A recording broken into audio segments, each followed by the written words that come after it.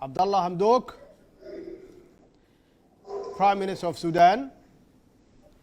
Your Excellencies, Head of States and Governments. mudane Cabdalle Xamduug ra'iisul wasaaraha dalka Suudaan ahna gudoomiyaha Igad madaxda dalalka mudanayaal iyo marwooyin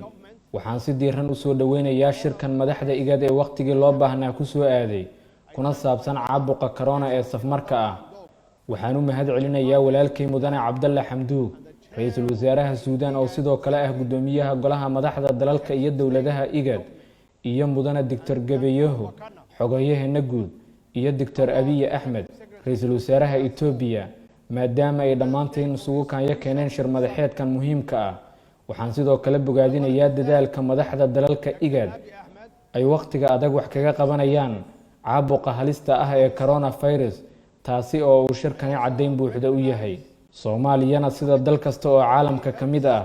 waxa ay xoog saartay fahamka ka hortagga iyo ka falcelinta caqabadan halista caafimaad ah ee adduunku wali u nugul yahay sida hore loo xusay marka laga tixraaco warbixinada caalamiga ah tirada kiisaska waxa ay kor u dhaafeen 600 oo kun iyadoo tirada dhimashaduna ka badan tahay 20 kun kasoo dhammaan dadaalada caalamiga ah tiradan qalbi jabka ahi wali way sii kordhaysaa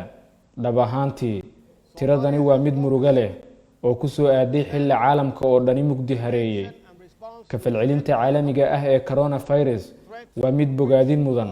balse muujinaysa sida caalamku aan ugu diyaarsanayn cudur noocani oo kale ah dadaalka loo dhan yahay ee caalamiga ah oo ay qayb ka yihiin wacyigelinta dadweynaha kala fogeynta bulshada xiridda goobaha dadweynaha hay'adaha iyo ganacsiyada xadidida dhaqdhaqaaqa dadka iyo karantiilka dadka caabuqan qaba waxa ay sidoo kale calaamad u tahay aqoonta kooban ee aan caabuqan u leenahay sidaas si la mid ah waxa maanta loogu baahi badan yahay iskaashi wada shaqayn iyo in la qaado tallaabooyin wada jira oo lagu sugayo badqabka mid kasta oo kamid ah muwaadiniinteena. In Somalia we have 3 reported cases of coronavirus so far and we have since taken all necessary measures. Soomaaliya waxa ay ilaa hadda la hayaa 3 kiis oo caabuqa coronavirus ah waxaana qaadnay dhammaanba tallaabooyinka muhiimka ah iyo kuwa siyaasadeed ee lagula tacaalayo laguna yareynayo saameyntiisa walow kooxaha iyo quburada wasaaradda caafimaadka ee heer federaal iyo kuwa dawlad goboleedyadu ay hawl fiican hayaan haddana wali Soomaaliya waxa ay u nugushahay xaaladda caafimaad oo degdeg ah oo baaxad leh maxaa yeelay waxa wali curdun ah hanaanka caafimaad ee dalka oo hadda dhismaya aniga oo arintaasi garowsan isla markaana tixgelinaya xaddiga halista ah ee caabuqani caalamka iyo gobolkeena ugu faafayo waxaan soo dhaweynayaa yagleelidda istiraatiijiyadda heer gobol oo Igad leedahay taasi oo lagula tacaalayo halistan caafimaad ee safmarka ah waxaan sidoo kale dhiirigelinayaa in si degdeg ah loo abuuro hanaan ay quburada caafimaadka ee gobolkeena oo ay hogaaminayaan wasaaradaheena caafimaadka iyo hay'adaheena caafimaadka ee guud ay ku wada xiriiri karaan xog ku wadaagi karaan isla markaana laga hago dadaalada heer gobol dagaalkan aynu kula jirna caabuqa coronavirus tallaabooyinka aqoonta ku dhisan iyo faragelinta dhanka caafimaadka guud waxa ay furo u yihiin badbaadinta nolosha dadkeena walaalaha ah xaqiiqatan coronavirus ma yaqaano xuduud sidaas awgeedna waxa ay u baahan tahay in aynu yagleelno gaashaan guud oo aynu isaga difaacno. The impact of coronavirus extends beyond a global medical emergency. It has caused panic, fear, and according to the International Monetary Fund, saameynta caabuqa coronavirus kuma koobna oo kaliya xaalad degdeg ah oo caafimaad waxa uu abuuray anfariir iyo cabsi sida ay qabto hay'adda lacagta adduunka waxa uuna sababay dhaqaale xumo caalami ah tani waa run qaraar oo ka jirta gobolkeena maadaama dhaqdhaqaaqyadii iyo xaddigii ganacsi ay hoos u dhaceen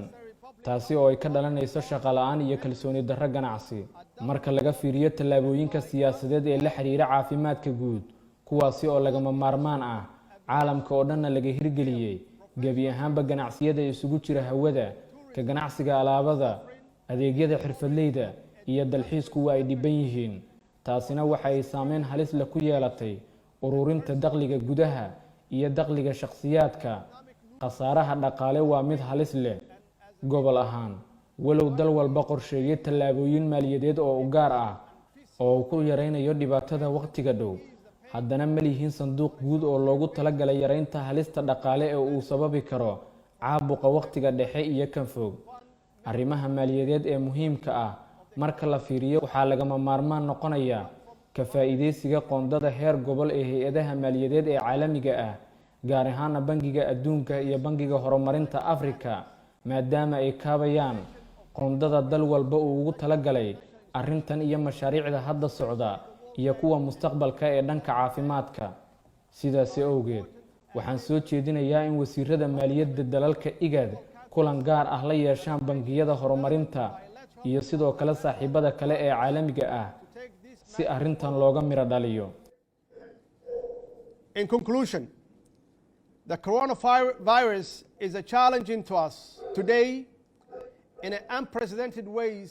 waxaan hadalkayga ku soo koobayaa xaqiiqada ah in maanta cudurka coronavirus siyaabo aan hore loo arag caqabad inoogu yahay, isla markaana uu daaha ka fayday itaal darideenna ku aadan u diyaarsanaanta duruufaha safmarka ah iyo khasaaraha dhaqaale ee ka dhasha. run ahaantii caabuqani waa mid dilaa ah, waxaynu u baahannahay inaynu itaalkeenna iyo iskaashigeenna isugu geyno sidii aynu u xaqiijin lahayn badqabka dadkeenna, dalalkeenna iyo gobolkeenna, innaga oo isla markaana yareynayna saameyntiisa halista ah ee caafimaad iyo dhaqaale. cudurka coronavirus waa inuu sabab u noqdaa inaynu baraarugno oo aan dhammaanteen si dhow u yeelanno iskaashi heer gobol oo taabanaya dhanka bulshada, dhaqaalaha iyo siyaasadda si aan u xaqiijinno amniga, horumarka iyo barwaaqada guud ee shacabkeenna walaalaha ah. mahadsanidin dhammaantiin. Common prosperity for our brotherly people. I thank you all.